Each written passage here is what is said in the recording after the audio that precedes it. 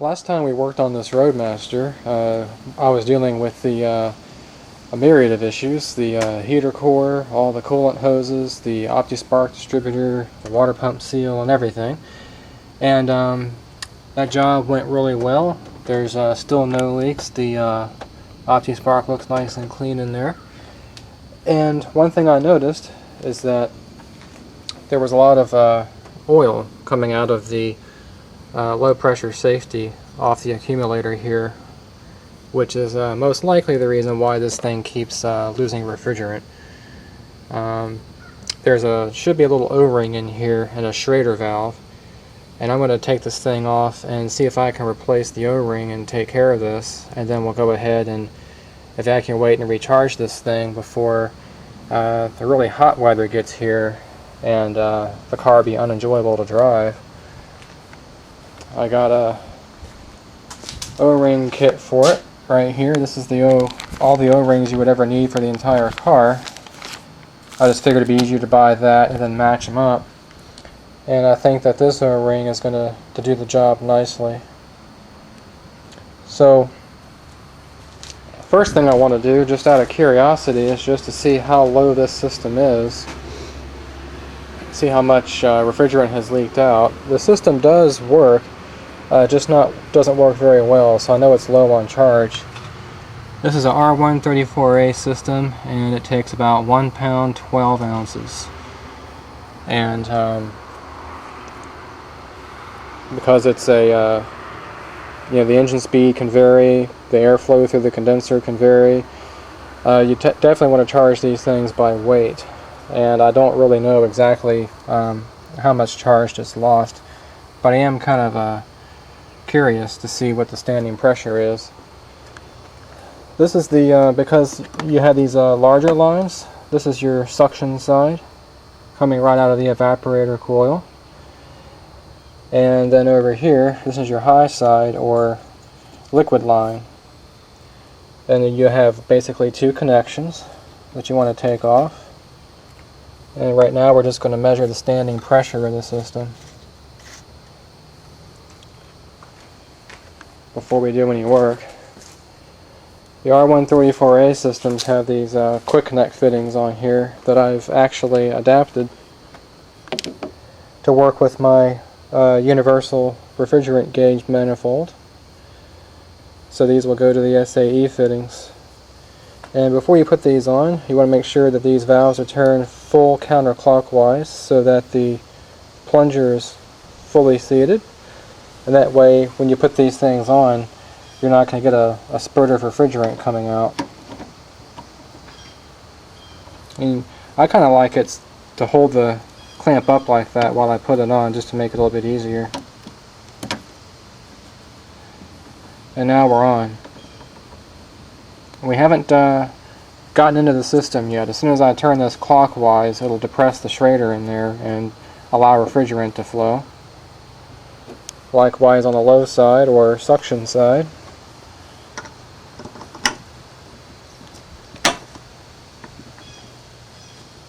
And they just go on just like that. And I've got a couple of kits here actually. I have my analog gauge set, as well as the manifold that I've been using, the S-Man. I'm going to go ahead and run the S-Man on this and see if I can get more accurate readings. So let me get all this stuff out of here and hook it up, and we'll see what the standing pressure is on this thing. Okay, I got the gauge manifold all hooked up and the connections tightened, and especially the high pressure line routed out of the way of the mechanical fan, so I don't have any damage, as well as the alternator fan. And with this particular meter, you can select what kind of refrigerant you want. We got it on 134A, but this does about 50 different kinds of refrigerants, 410A, 22, so on and so forth, just by making the right selection.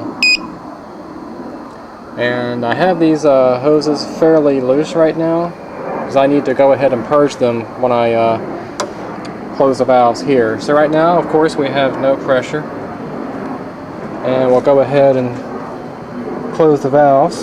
This is going to allow pressure to come from the system through the hoses.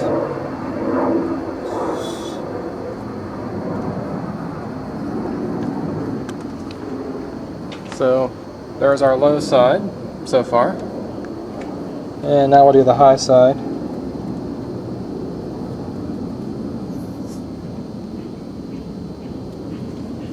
But we have air trapped in these lines, which is now compressed by the refrigerant coming out of here. And with these systems, you want to have nothing in here but refrigerant and oil, nothing else. And of course the pressures are basically equal, as you would expect. And we'll go ahead and crack these open a little bit and purge our lines.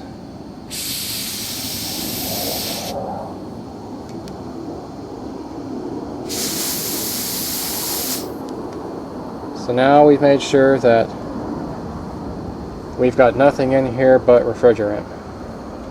You don't have to tighten these too tight, just tight enough where they won't leak. So this kind of gives me a baseline reference. Turn the light on there. The lighting here is kind of bad. Baseline reference of what our standing pressure is before I do anything to the system, whether I repair that, replace the O-ring or put a charge on it. Always like to know what the situation is before I do anything else. And next we're going to attack this valve here. Going to clean it up.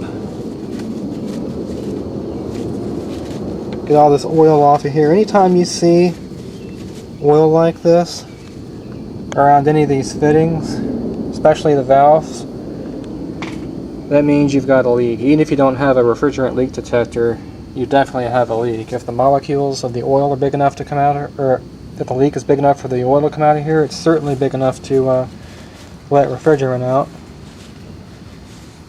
So we just want to clean that up a little bit.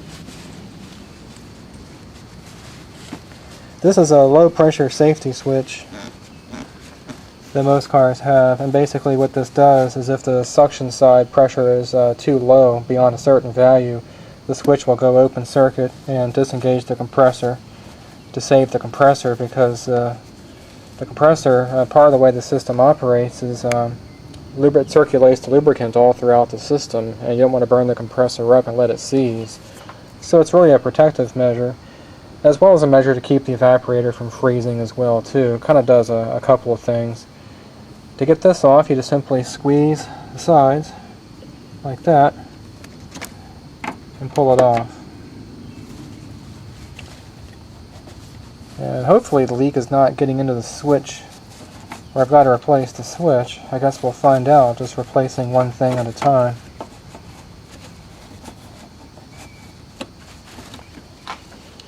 Alright, now that's ready to come out. I think this is a 17mm size, which I don't have, so I'll have to get my crescent wrench and attack it from that angle. And you want to be careful. This surface here is actually a plastic. You just want to break it loose with the wrench and then turn it off. And you want to be fairly quick when you back this thing out of here, because it's going to get to a certain range where the Schrader valve is going to be depressed at the same time you've broken the seal. But it's really not all that bad. If you want, you can wear gloves, but I think we can get this done pretty quickly. You might have heard a little hiss. There it goes.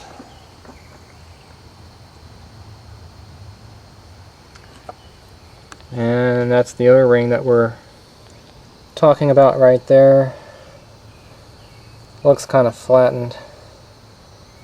Somebody put dye on this system, you can tell by the greenish color, so it looks like they've been battling refrigerant leaks for quite a while on this car, whoever owned it before I did.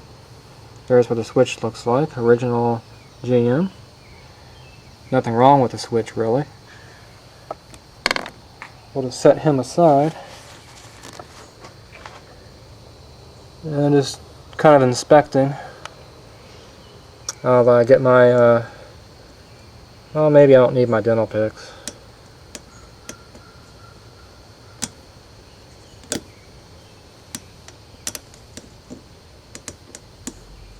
Just kind of go around and with your fingers and walk it off. It's kind of slippery because it's covered in oil. And that's the O-ring in question. And it looks pretty tired.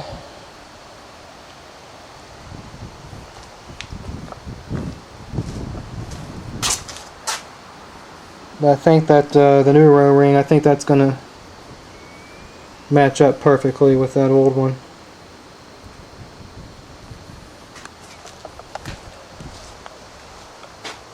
Didn't lose any pressure.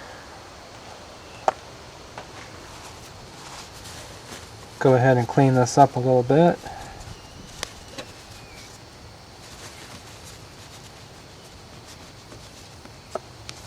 And now we'll go on with our new O-ring, but first I need to get some mineral oil and lubricate that so that when I screw the switch back on, it's not going to round the O-ring over or cut it on these threads. Be right back with that. Okay, I've got the brand new O-ring on there and coated with liberal amounts of refrigerant oil. I just basically soaked it in a little bit of oil here in this tray. And you want to use the old-fashioned R12 mineral-based oil because it doesn't absorb moisture like the new oils in the 134A systems. And we're ready to go on with our switch. And you just kind of want to turn it, back it off, and walk that thing. Make sure the O-ring doesn't get caught up in here and get shredded. So I'm going to do that, play with it for a little bit, get it tightened up, and we'll proceed on with the rest of the evaluation.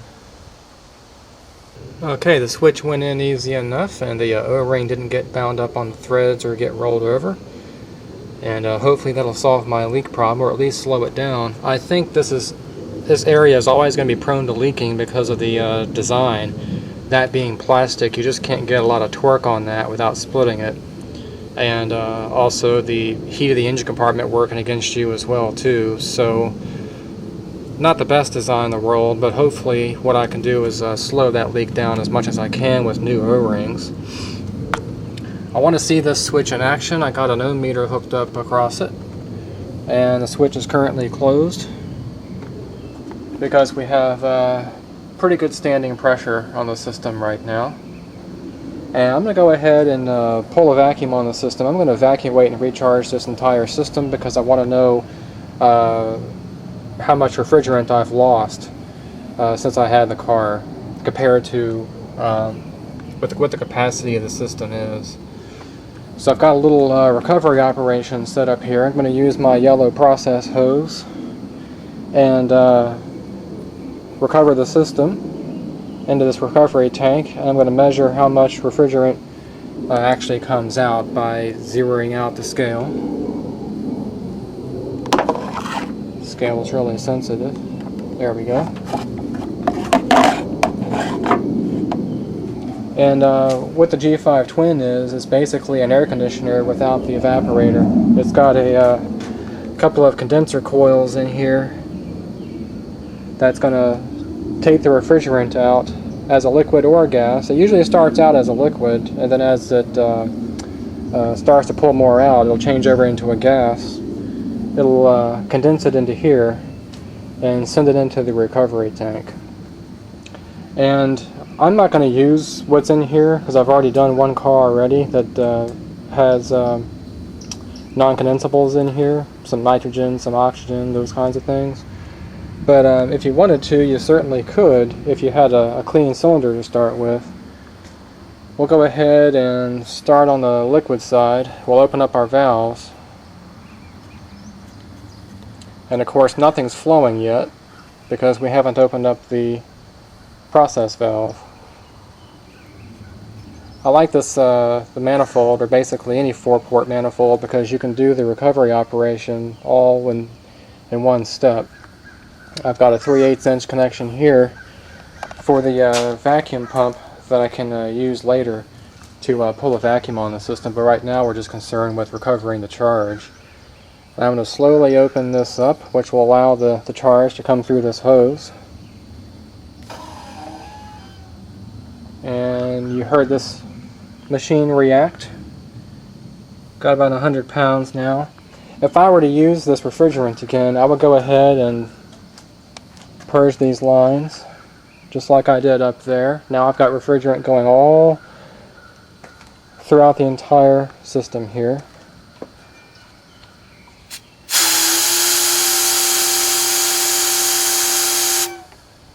That's about good enough.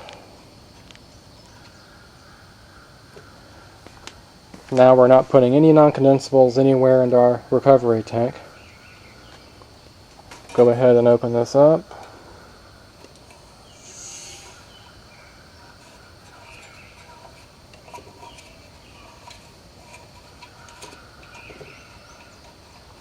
And we'll fire off the machine and we'll let it run, and I'll slowly open up the low side as well too, and we'll pull the charge out of both sides of the system.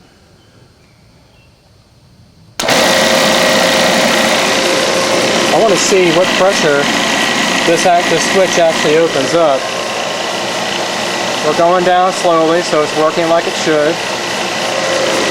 I'm just keeping an eye on this, just to test that switch.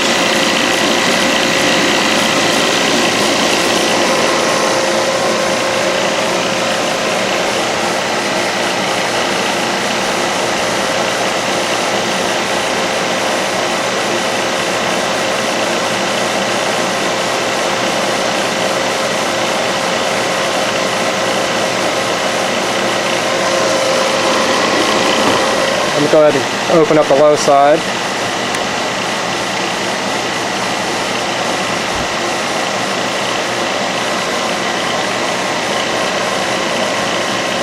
Now we're full open on all of our gauges.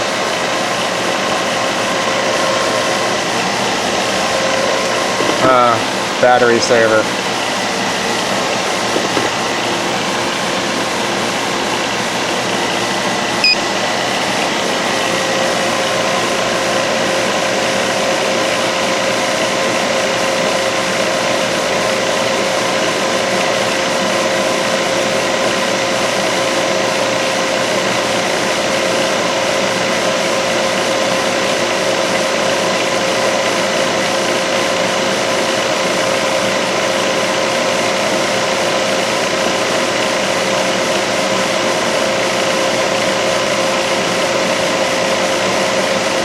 Looks like you've got to get pretty low to get that switch to engage.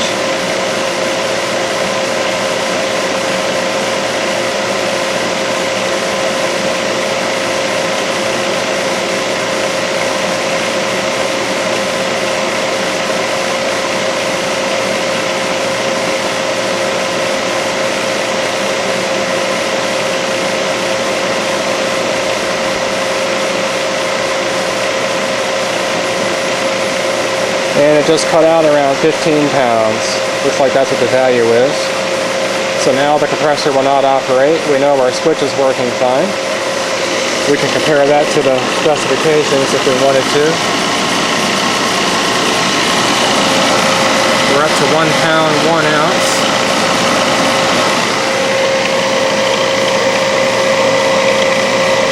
It didn't leak down all that badly, actually. I didn't lose a whole lot of refrigerant. Looks like I might have lost about 11 ounces, 10 ounces, something like that. I'm going to let this continue on until we get to the required vacuum level of hopefully -10 if the system has integrity. And we'll go ahead after that, pull the vacuum, and we'll dump some gas in it. This is a much smaller system, of course, than a residential system. That's what this equipment is really for, and that's why I bought it, so I could do residential systems as well too. But you can use this stuff on any air conditioner, from very large to very small. The concepts are exactly the same.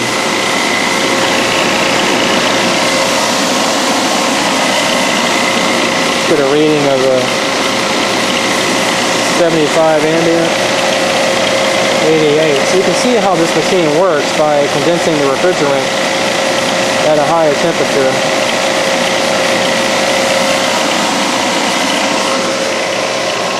Oh yeah, we'll be able to get the -10 without much of an issue at all. I'm going to let that run and we'll see what the final value is. Okay, I'm well below the EPA required vacuum level, 14, almost 15 psig to recover the refrigerant out of here. I think I've gotten every last drop. I'm not really getting much beyond 1 pound, 3.3 ounces. Looks like I lost about 9 ounces of charge on this thing in about a year and a half, 2 years, which is actually doing pretty good considering how nasty that looks. Go ahead and shut everything down.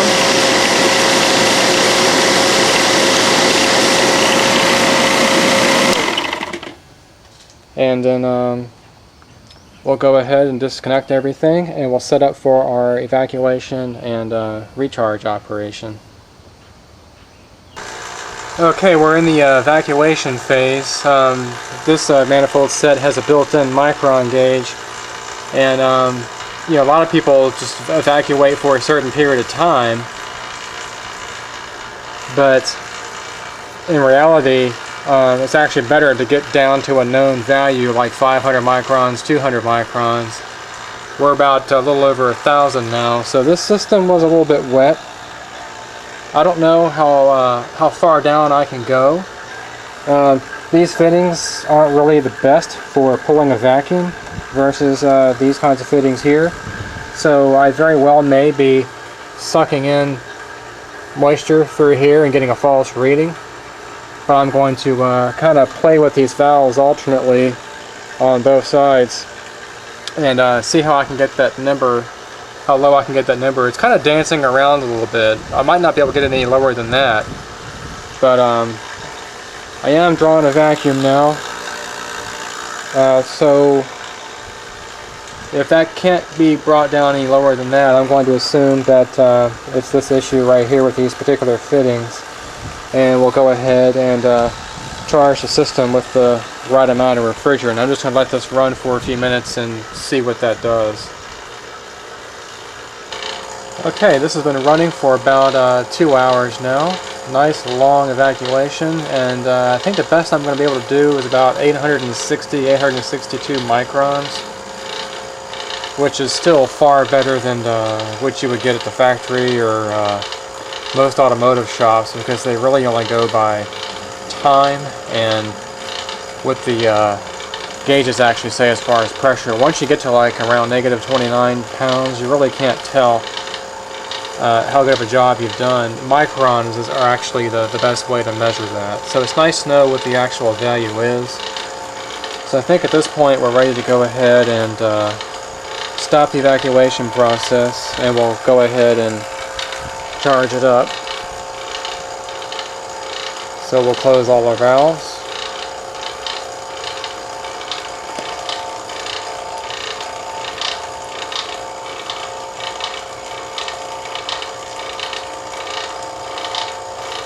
With a 4-port manifold, you can do all this in one operation. So we're all shut down.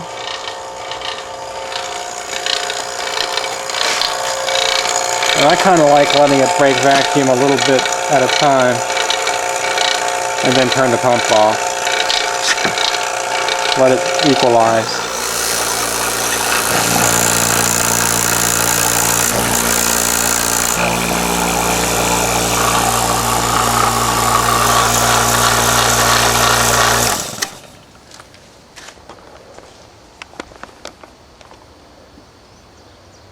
Alright. Now what we can do is we have a cylinder, 30-pound cylinder of a 134A. This is more refrigerant than you probably ever used in your lifetime. You could charge up almost 30 vehicles with this. I've got it going into a charging module, an automatic charging module, and what we'll do is we'll weigh in the charge, and very precisely it'll start cutting back as soon as we reach the required amount. So in this car we got to go to 1 pound 12 ounces. Go ahead and power the scale up.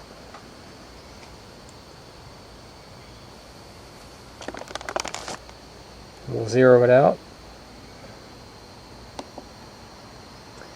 And we'll set the charging rate.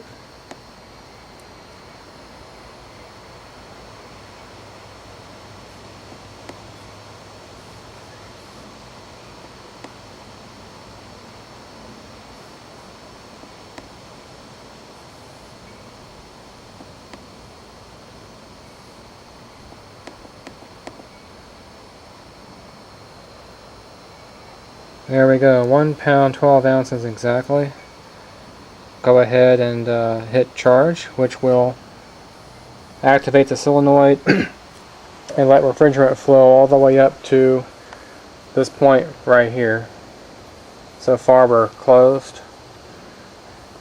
We're going to let the charge actually go in on the high side, which is a little bit unusual compared to charging it with the engine running.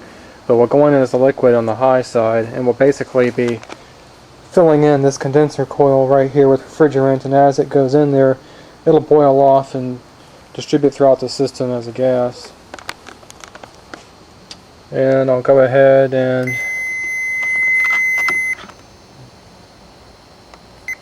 get my meter going. We'll see if that pressure switch closes. Go ahead and hit charge. The solenoid is energized, so now we've got liquid refrigerant going right here. I purged all the lines by doing this a little bit earlier and letting the solenoid engage and then just cracking the lines, so we know we're good. Go ahead and open our high side here.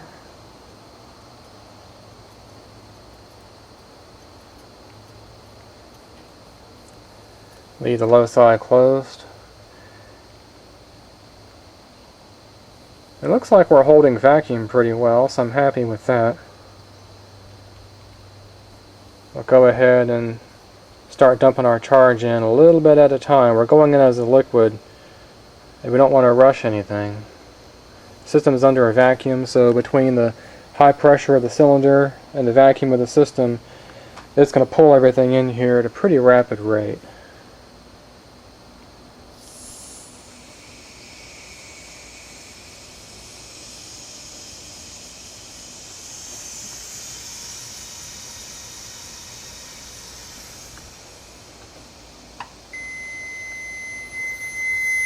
Switch just closed. Nice.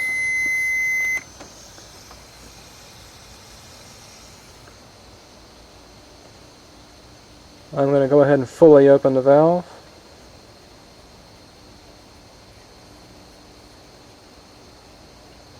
It's a fairly mild day today, around 72 degrees. I'm not sure how much refrigerant I'm going to be able to get in here just by gravity alone, but we'll see what happens. May have to run the engine and let the compressor suck more in on the suction side.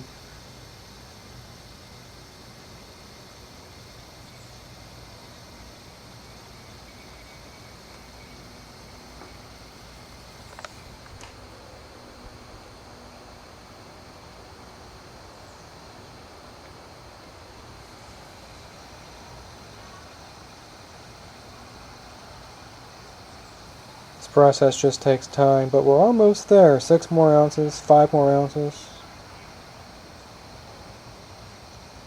We might be able to do this all in one shot.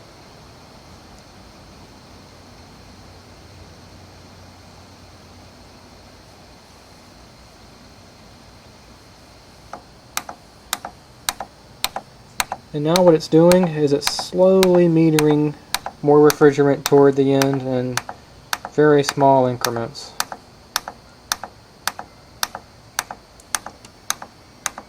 You can see the hose move as it starts to add more in.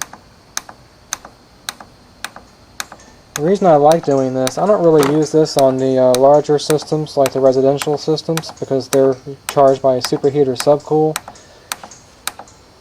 But with systems where you know exactly how much you have to weigh in, especially when you're not using that much refrigerant to begin with, this error-proofs the process. You can charge these systems very precisely.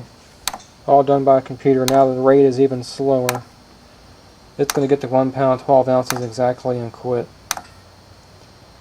And that way we don't run into any chance of overcharging the system, slugging the compressor.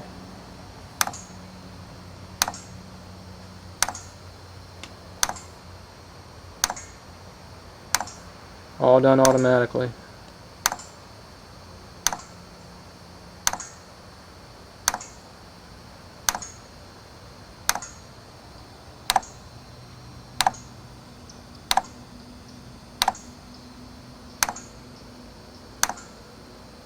Down to 1/10 of an ounce.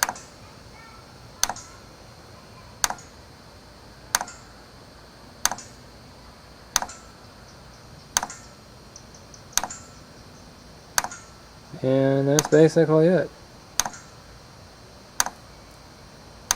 Should quit momentarily here. There we go. 1 pound 12 ounces. So we're done there. Close our charging port.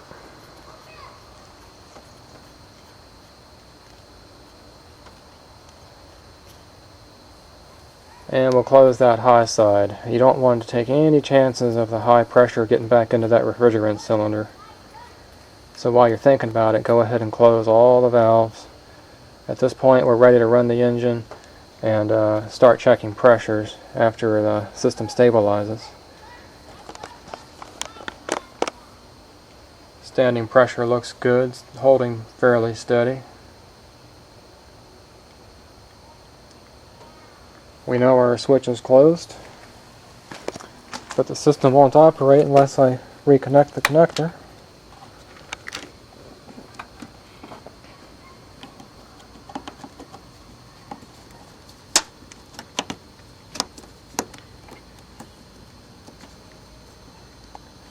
Alright, now we're ready to run the engine and engage the compressor and check our pressures and temperatures according to specifications here.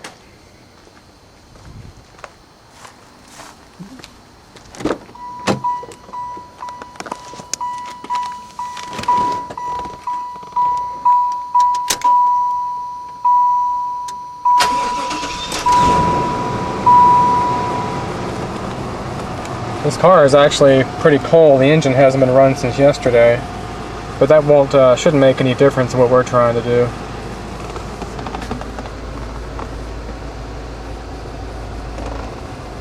It's like the temperature is about 70 degrees.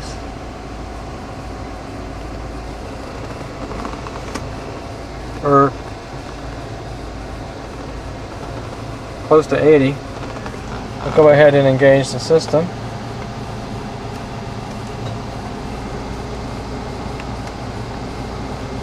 And I'm going to go for a higher airflow. I'm going to just go ahead and turn the thing up to high.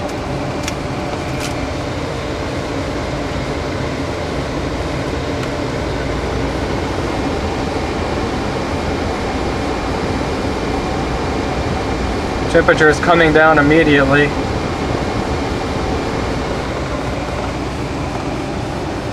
Let's check what it's doing on the gauges.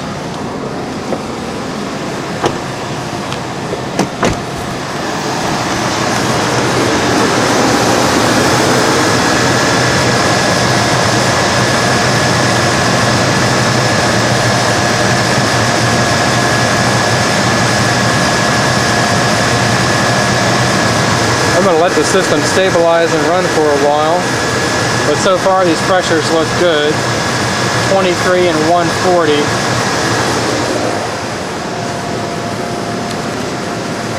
We'll take an outdoor dryball reading, about 72 degrees, and I know we're about 86% humidity.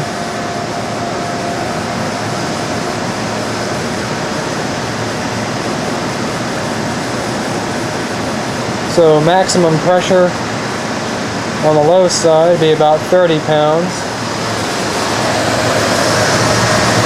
And we're way below that. and running 145 on the high side, 260. We're way below those numbers, which is nice. And we should eventually have a outlet temperature around 46 degrees, I would imagine. It's not very cold out, or not very hot out here, but I think my numbers are matching pretty closely what the specs are given the conditions.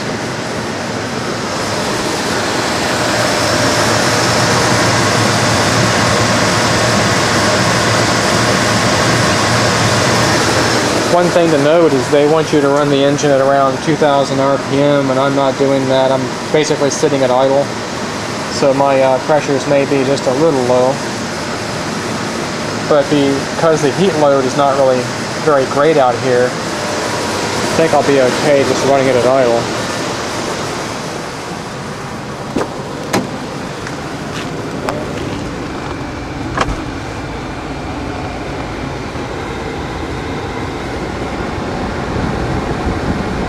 Temperature's coming down nicely. It's not around in the 40-degree range, but we're getting close.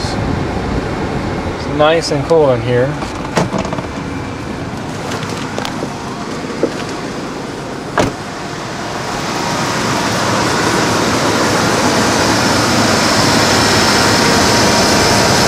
And we know the compressor is engaged. You can see it spinning. And suction side is getting nice and sweaty. So it's taking all that moisture out of the air.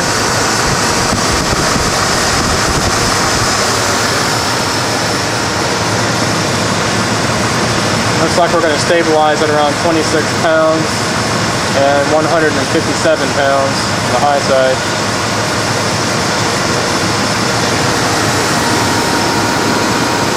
So that's basically the process. I could have just replaced the O-ring and call it a day and drive on. The AC system was working, but I wanted to make sure it was working as good as it possibly can. I wanted to know how much exactly I've lost as far as the refrigerant goes, to get an idea of how bad of a leak that ended up being. And now I've got a baseline to compare the leak rate to for the future. If the system starts to have issues again, I can start looking at the service valves next and see if I need to tighten those or do something even more drastic.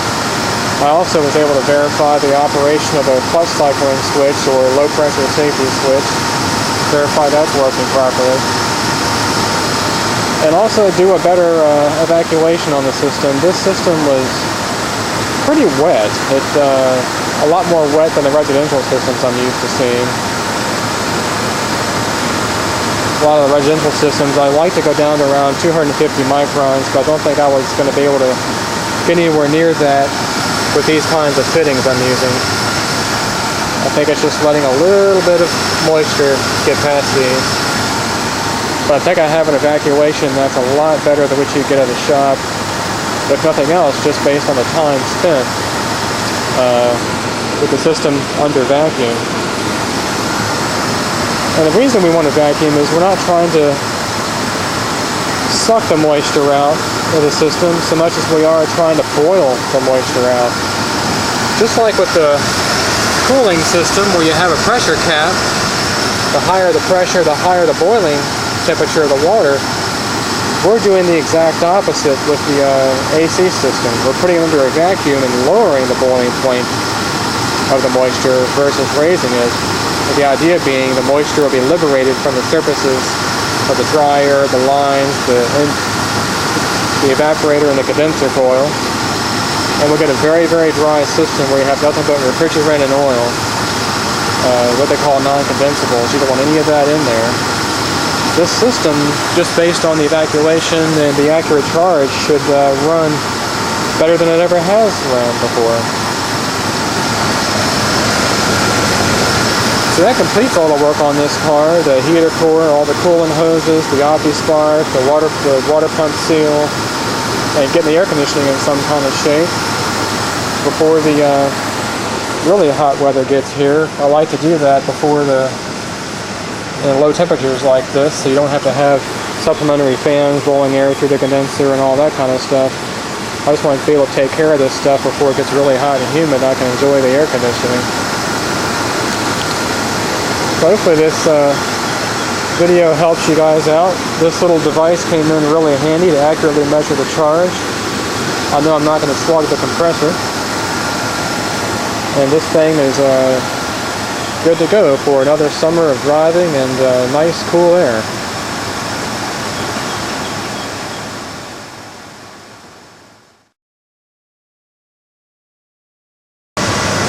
Just for giggles, I decided to do a little bonus section here and figure out or measure what the superheat and subcool is on these systems. I've always wondered about that.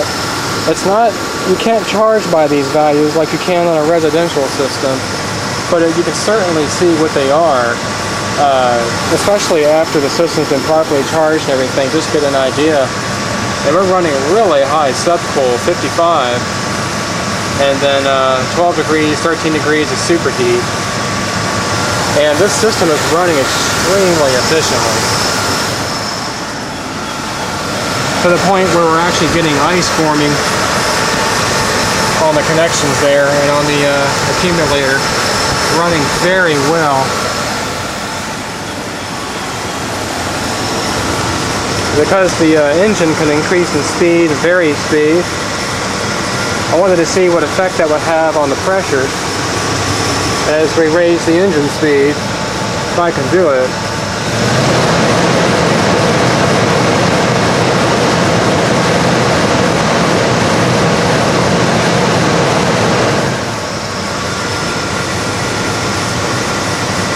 And we're going to climb back up again on our subcool because the airflow for the condenser is decreased. Engine speed is decreased. So you can see how you really can't charge by superheater subcool in these situations, because you don't have a constant airflow through the condenser. You don't have a constant compressor speed either. But it's running very well. That's just a block of ice right now. It's also about 85% humidity out here, so that's not helping matters any as far as air conditioning. And we are freezing in this car. It is right within the normal range of about 40 degrees Fahrenheit. Working perfectly. Nice and comfortable and dry in here.